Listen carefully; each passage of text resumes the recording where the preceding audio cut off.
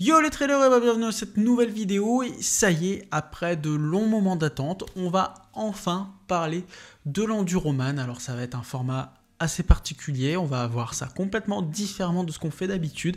On va retracer l'aventure enduroman, l'aventure sportive dans un premier temps et ensuite dans un second temps je vous ferai plein de petites vidéos sur les différents aspects, la préparation, la diététique, la préparation mentale, les accessoires, comment je me suis préparé, comment j'ai préparé les affaires, comment on a géré la logistique, tout ça.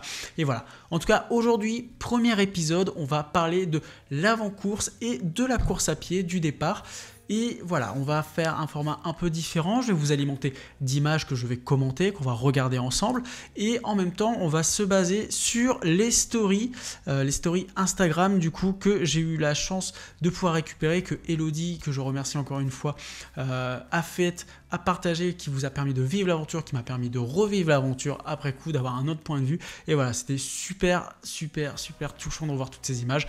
Donc voilà, ça a bien maturé dans ma tête, je pense que maintenant je suis prêt à vous partager cette aventure, à échanger avec vous, et du coup, c'est parti. Alors, pour vous remettre dans le contexte, on est à Londres, on est parti le 29 juin à Londres, on s'est tous rejoints à Calais avec l'équipe, on a pris le ferry, on est parti, direction du coup à Londres, pour un départ qui devait potentiellement avoir lieu le vendredi, mais qui a été décalé, et puis la fenêtre météo s'est en fait refermée sur nous, donc plus possibilité de partir. Alors c'est vrai que c'est jour, jeudi, vendredi, ça a été assez compliqué parce qu'on était en contact en permanence avec Edgar à se demander si oui on allait partir, non on n'allait pas partir, et voilà, à chaque fois il y avait l'update du matin, l'update du soir, les journées étaient assez longues, assez stressantes, hein. On sait bien que l'enduroman, le plus dur dans l'enduroman, c'est la prépa et ensuite c'est l'attente. La course, comme dirait le coach, n'est qu'une formalité, c'est comment il m'a dit ça, la course n'est qu'anecdotique, bon, pas tant que ça vous verrez, mais en tout cas voilà, c'était un long moment, ça a été très difficile, on échangeait beaucoup avec Dany, du coup mon coach, sur tout ça, parce que voilà, il a fallu un moment potentiellement accepter dans un coin de ma tête que ça ne partirait pas.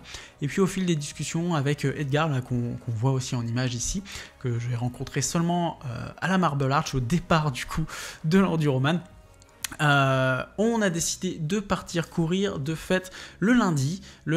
Alors la question était 16h ou 17h, finalement ça a tranché à 16h30, sachant que y avait le départ du bateau, le rendez-vous avec le pilote du bateau à 12h30 le lendemain, donc le mardi 5 juillet.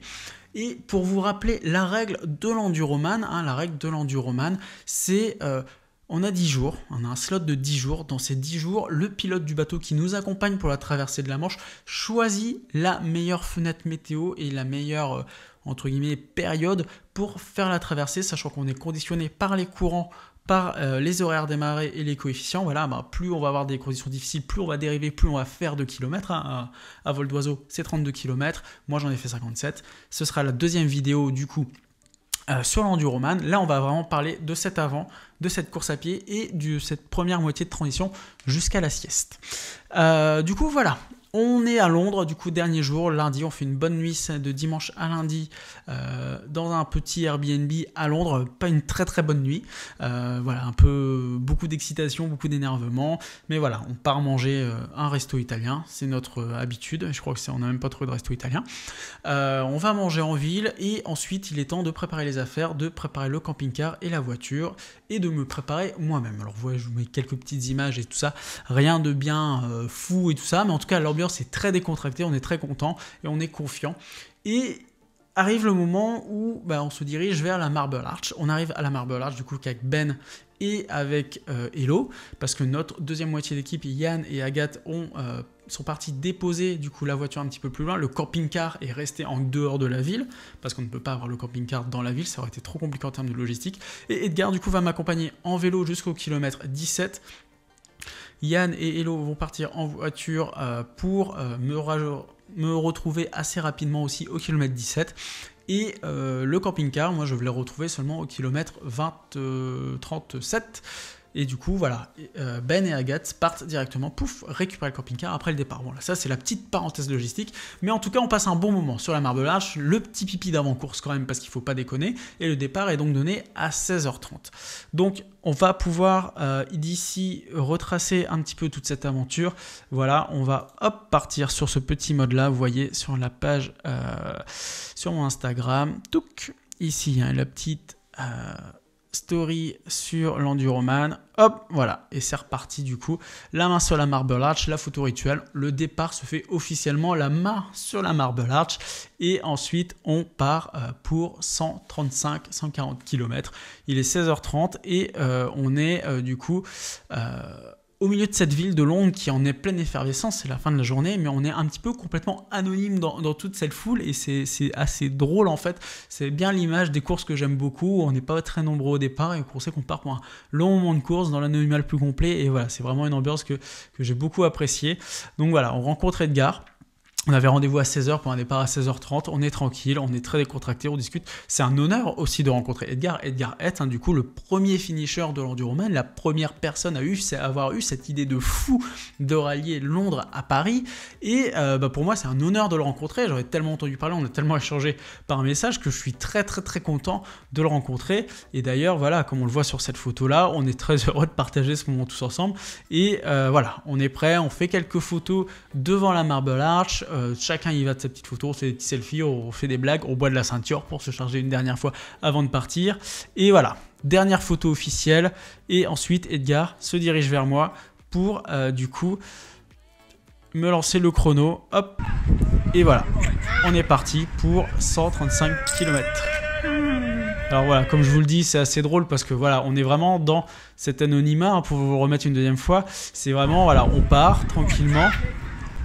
Et voilà, il n'y a pas de... voilà, je sais pas trop ce que tu fais là, il y a des gens qui t'encouragent, d'autres gens qui vivent leur vie, voilà, normalement à Londres. Et voilà, c'est un moment assez sympathique. D'ailleurs, voilà, je suis assez surpris, donc on traverse tous les parcs de Londres, Edgar est avec moi à vélo, bon d'ailleurs là j'ai fait que 70 mètres, j'ai été arrêté direct au premier feu rouge parce qu'il voilà, faut respecter les règles du code de la route, donc voilà, j'attendais que le petit bonhomme passe au vert, et pour reprendre ma course à pied. Et j'ai eu la chance et le bonheur de recroiser du coup Ben et Agathe qui partaient à vélo, du coup récupérer le camping-car. Et voilà, on a eu le droit à quelques petites photos et c'était trop bien. Et c'était aussi l'occasion de passer un bon moment avec Edgar et de discuter de plein de choses, de l'histoire de l'Enduroman, de tout ce qui se passe, de aussi les difficultés de l'Enduroman et tout ça, parce qu'on a déjà commencé à en parler au briefing, mais voilà. Et à savoir aussi que Edgar à un moment reste assez en retrait des équipes d'habitude, voilà, dans sa petite bulle, nous dans notre petite bulle, parce qu'Edgar va me suivre à chaque kilomètre, voilà, au kilomètre 17, il va récupérer sa voiture et ensuite il va me suivre avec ma voiture aussi à moi, conduite par Yann et avec Hello. Et voilà, on va faire des petits bonds comme ça tous les kilomètres, tous les 5 km, tous les 3, 4 km, enfin ça dépend, chaque intersection clé. Donc moi j'ai quand même le parcours de la course à pied sur ma montre, donc je ne suis pas perdu. Mais voilà, il y a des passages clés, des choses qu'il ne faut pas rater, donc c'est important de les avoir. Et à savoir que le camping-car, lui, je vais le retrouver tous les 40 km pour faire des gros ravitaux. Donc ici, on est au kilomètre 30. Voilà, donc tout se passe bien. Voilà, donc, petite vidéo tranquille. Edgar est un peu plus... Non, il nous a rejoint aussi à ça. Et la petite subtilité de ce ravitaillement-là, c'est que c'est le premier ravito pour commencer à manger. Il commençait à faire chaud. Petit remplacement de l'eau et surtout le premier arrêt toilette. Alors c'est pour ça que cet arrêt a été stratégique. Normalement il aurait dû être un petit peu plus tôt, mais on l'a fait un petit peu plus tard parce que la team a dû me trouver des toilettes parce que voilà, vous savez, début de course, il faut soulager un petit peu les intestins et on sait bien qu'en course à pied, il ne faut pas lésimer là-dessus. Dès que vous avez envie, il faut y aller. Donc voilà, il y avait des petits supérettes et du coup on a pu faire tout ce qu'il fallait. Donc le temps de course, 30 km, 2h50, on est un petit peu rapide, mais tout va très bien. Et tout est très fluide, donc en permanence, voilà, comme vous voyez, on discute avec Edgar, on est toujours très proche de mon équipe, très proche de lui, et voilà, c'est un échange permanent sur comment tu vas, voilà, s'il y a vraiment je vais pas dire une inquiétude, mais une bienveillance sur le fait de parcourir du coup cette course à pied qui est très longue tout de même. Et il y a aussi ce côté où il m'a posé beaucoup de fois la question la semaine avant l'Enduroman, t'es sûr que tu prévois que 20 heures, hein, t'es sûr tu veux que 20 heures avant d'aller te coucher, enfin avant d'aller nager, t'es sûr que tu prévois que 20 heures? Alors dans ces 20 heures, effectivement, il y a 16 heures de course et 4 heures de repos. Donc moi j'ai été préparé à ça pendant toute ma préparation avec Dany. Donc Dany m'a conditionné à ces 16 heures et ces 4 heures, donc je savais que j'aurais pas beaucoup de pause. Et voilà, ça fait toujours peur, si tu veux, à Edgar, parce que Edgar connaît les difficultés. La clé de la réussite de l'enduroman, c'est d'être frais à l'arrivée de la natation. Et voilà, courir en 16 heures, prendre 4 heures de pause et repartir nager, c'est des temps qui sont assez courts. Alors, on n'est pas là pour battre le record, loin de là, mais moi, j'étais conditionné comme ça dans la préparation, donc c'est comme ça que je l'envisageais et pas autrement. Donc voilà, jusqu'au dernier moment, je lui ai vraiment confirmé que je voulais nager en 16 heures. Et du coup, bah voilà, le temps file, la confiance est là, la synergie entre nos deux équipes se passe très bien. Et là, on arrive au kilomètre 37 et c'est un moment assez sympa parce que derrière là, si vous voyez sur la story, on a toute la vue de Londres. On est sur un des points hauts en fait de la sortie de Londres. Donc on a un grand panorama sur tout Londres. Et du coup, on a en plus ce petit point de vue, ce petit soleil couchant et on est très sympa. Et voilà.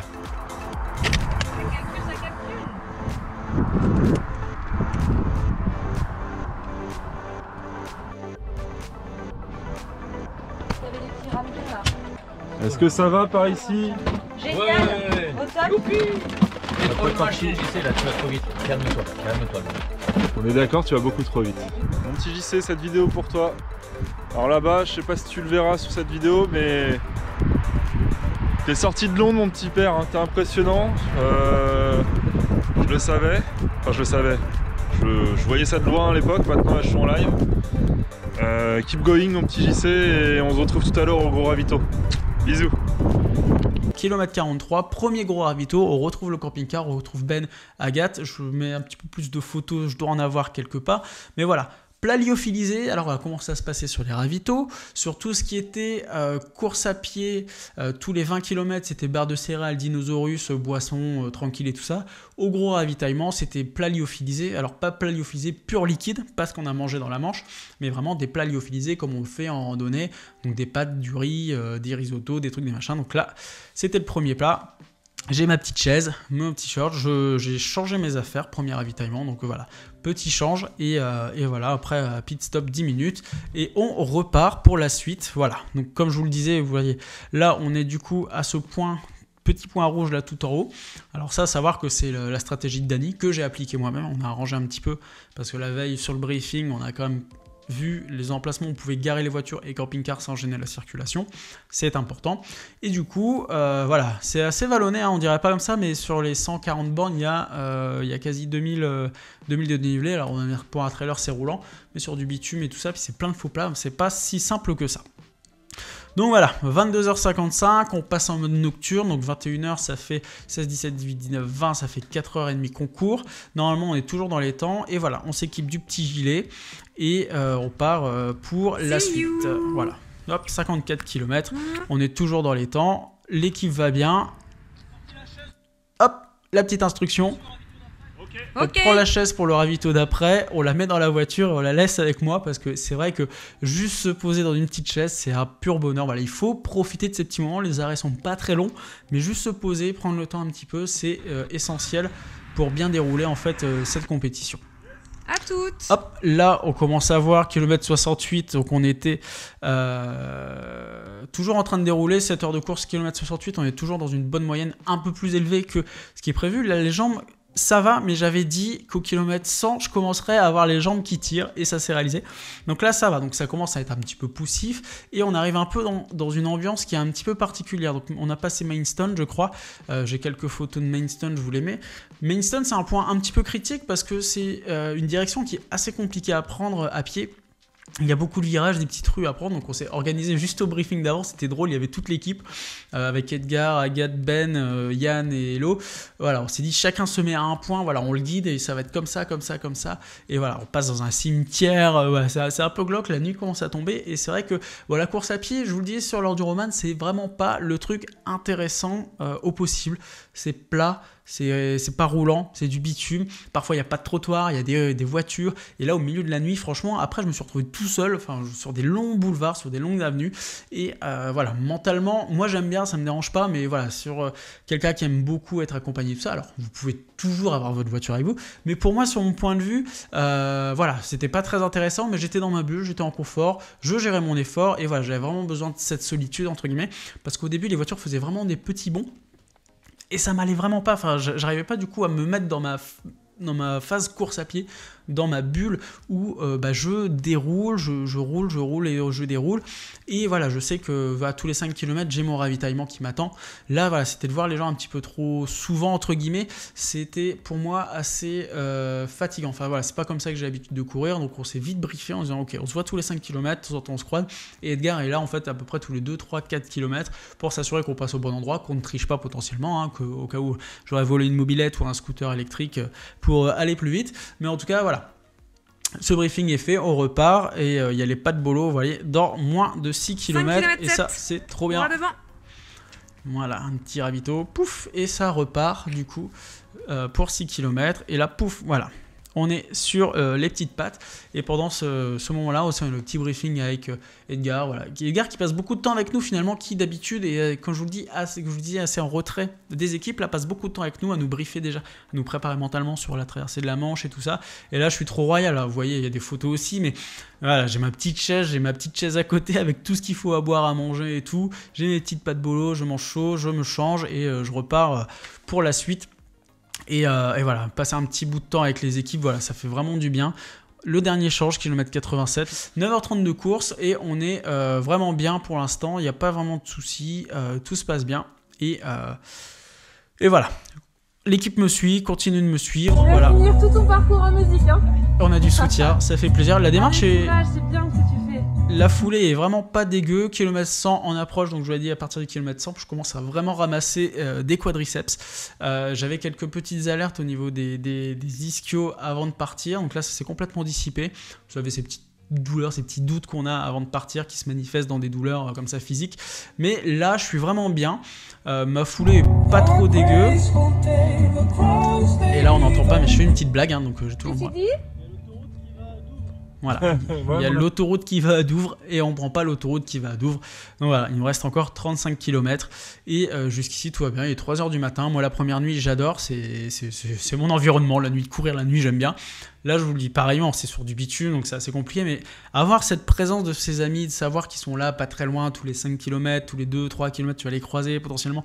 Ça fait, voilà, c'est un effort solitaire, en solitude, mais derrière, savoir qu'il y a ces gens-là, bah voilà, ça vous pousse. Et puis, comme je vous le dis, moi je suis tellement préparé, carré, enfermé dans ma bulle à me dire, t'as 16 heures pour courir, t'as 4 heures de pause. L'objectif, c'est d'arriver frais à la Manche, au départ de la natation, dans le bateau. Voilà, c'est tellement visualisé, préparé mentalement, c'est tellement projeté que là, je suis vraiment en mode machine sur cette course à pied. Je me pose pas de questions, j'avance, c'est ma spécialité, c'est mon point fort, je sais que j'arrive frais.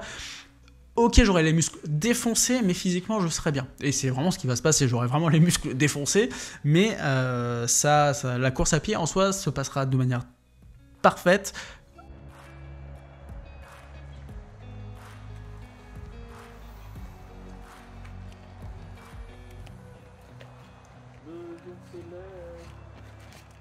Le jour se lève.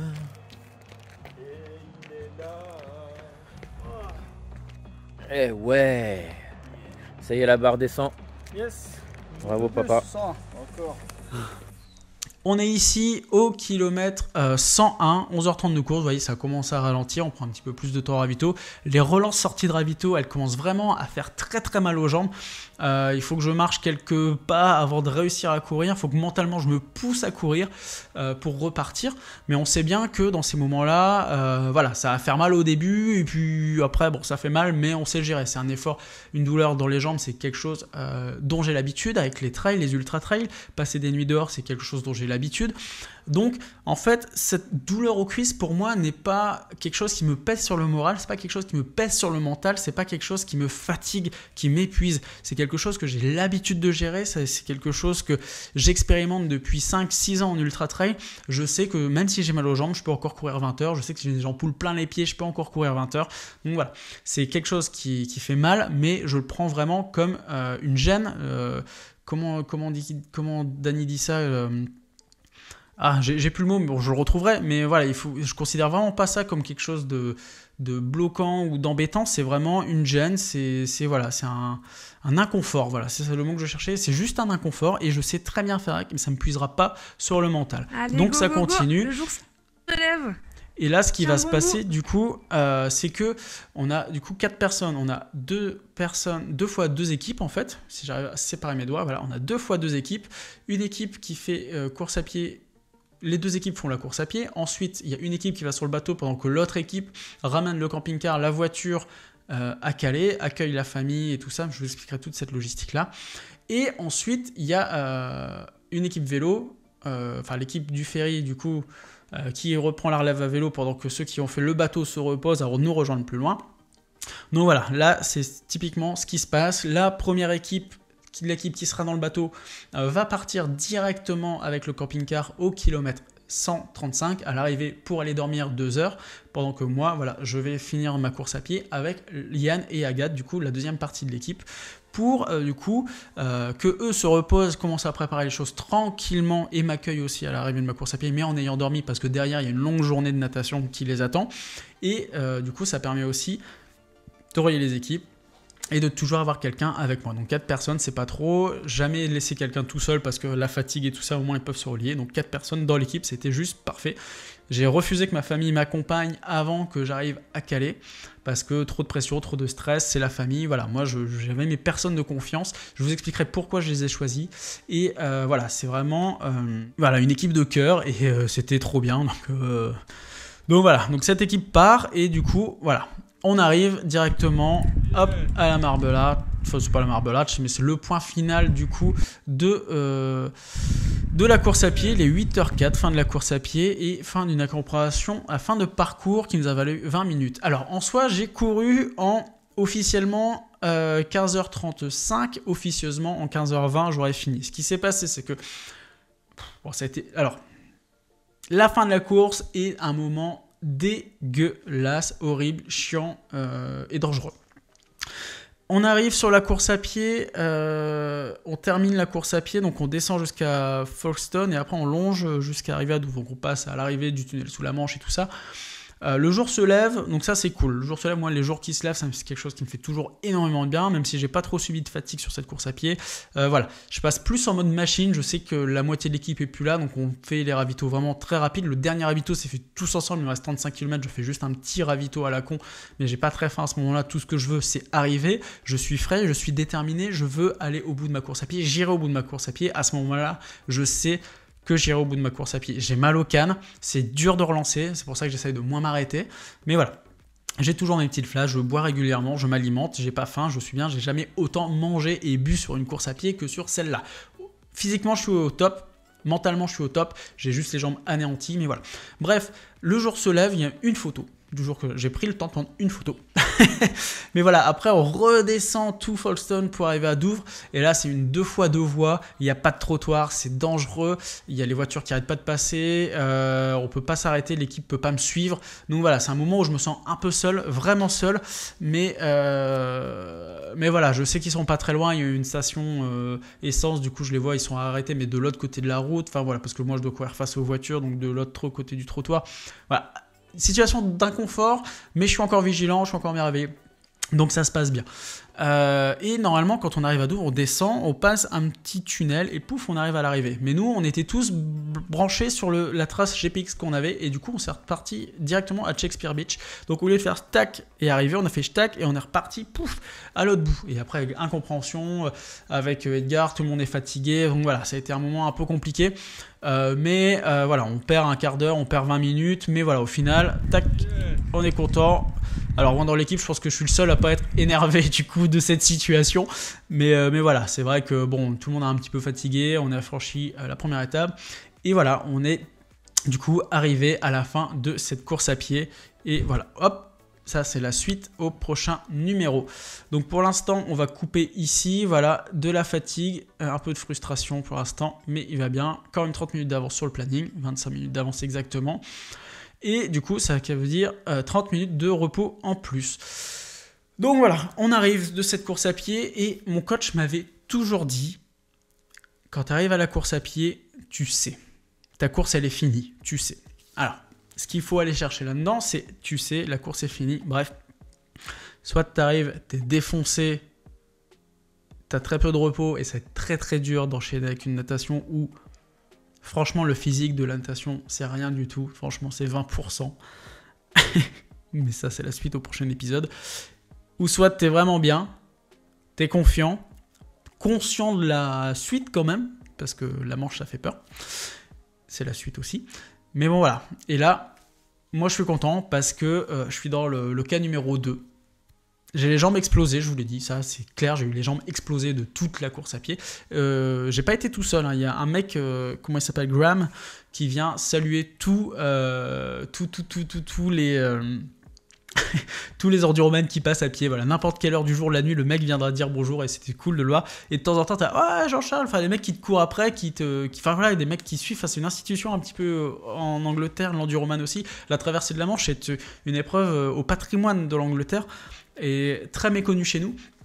Et l'enduroman fait partie de ces monuments aussi du pays. Et voilà, le long de la route, de la course à pied, tu croises des gens qui font demi-tour en voiture pour te saluer et tout. Mais c'est trop bien. Après, j'ai pas forcément été le mec le plus sympa ou le plus avenant possible. Moi, je suis tellement déterminé et focus dans mon objectif que voilà, je perds pas vraiment de temps à m'arrêter à discuter avec des gens.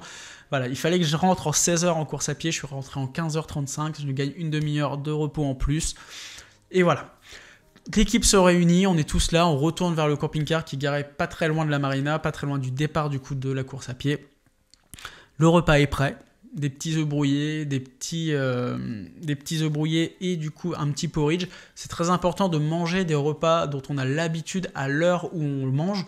Donc là c'était le matin, il était 9h30 du matin. On mange un petit déjeuner, c'est normal. Mais par contre moi je suis assez noué, j'ai pas faim, je viens de finir ma course à pied. Je me repose, j'arrive dans le camping-car. Je suis à repas, je profite d'un petit moment solitaire avec Elodie parce que les autres membres de l'équipe sont partis déjeuner en ville, donc on a juste le camping-car pour tous les deux. On passe ce petit moment, on débrief, je suis content de la retrouver, je suis content de retrouver l'équipe, je suis content de retrouver Elodie, de passer ce petit moment avec moi. La première step est validée, et bien validée, on est confiant pour la suite. Donc voilà, là il me reste à prendre une douche, à aller aux toilettes, parce que c'est important, dans l'autre ordre, hein. Du coup je suis allé aux toilettes, j'ai pris ma douche, et vient du coup ce petit moment apaisant du massage, un bon massage de jambes où déjà à peine allongé dans ce camping-car où Elodie me masse, je commence déjà à m'endormir et là le massage se termine, on programme le réveil sur 1h30, 1h45, on allume le réveil, les yeux se ferment et la suite au prochain épisode.